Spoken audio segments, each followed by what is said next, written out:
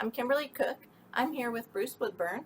I'm a real estate advisor with Engel Volkers. We're here today to talk about how teachers specifically can get into homes. There are over 177,000 teachers in Florida with the median salary of just under $50,000. And we're trying to find ways to help teachers get into homes. So Bruce, Yes. how are you today? Thank you. Thanks for having me. I'm doing really good. Thanks for taking the consideration of teachers and helping teachers into consideration. It's always great to help somebody that really has done so much for us and for our children. Not a problem. I myself was a teacher for over 20 years. Not in your typical setting, but regardless, I've seen a lot of teachers that struggle with trying to come up with money to get into a home. Student loan debt is probably one of the main reasons that is cited for teachers having difficulties saving for a down payment. Do you know of any special programs that teachers could use to get into a home?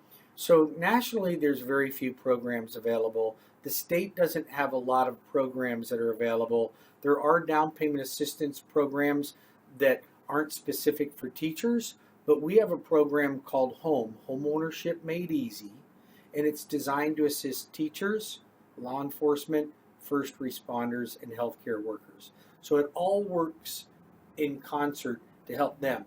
And what it does is it helps that teacher save money in closing costs and real estate services. So they can save from hundreds to thousands of dollars when entering into that program. Awesome. Yeah. And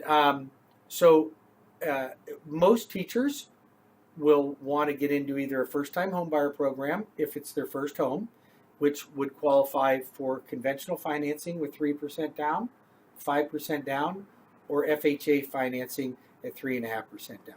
Those are your typical programs.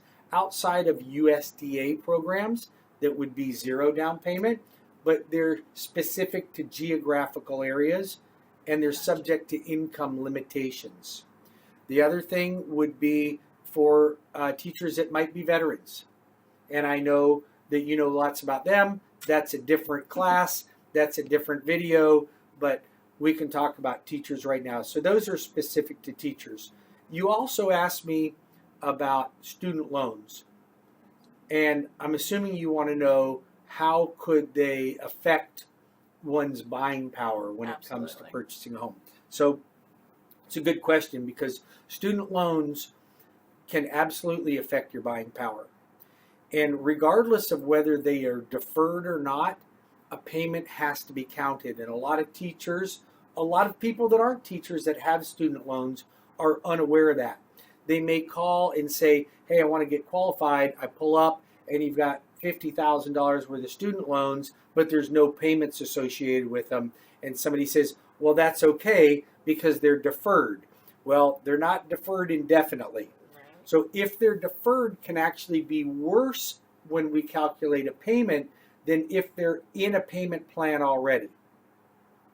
Different types of loans treat student loans differently and require the lender to calculate the payment differently based on the balance.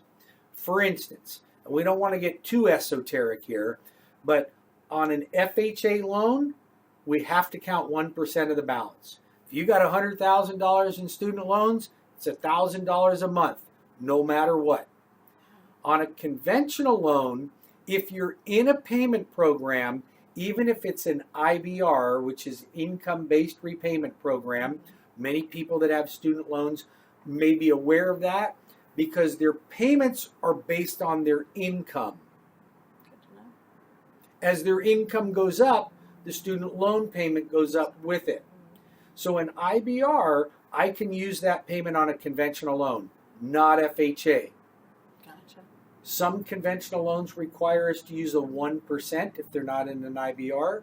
Some require us to use a 0.5% of the balance. So depending on the type of loan that the teacher wants to apply for or qualifies for, depends on what we have to do with that payment. Awesome. Okay? It's a lot of information. A lot of information. Thank you. That's why you have somebody like us to be able to navigate your clients through that process. And I would hope that they would call me so that I can get your consideration for your deal, your offer on your home. Thank you. You're very welcome. If you have any questions for me at Cross Country Mortgage, I've been in the business for 31 years. I've closed over 9,000 transactions. Many of them are teachers, and I'd be honored to help you as well. You can always reach me at webringyouhome.com. That's webringyouhome.com. Thanks so much for having me. I really appreciate it. Thank you. I look forward to doing one of these for our veterans. We have some great Awesome. programs for veterans, and we can talk about our law enforcement program as well. Awesome. All right, Yeah. till next time.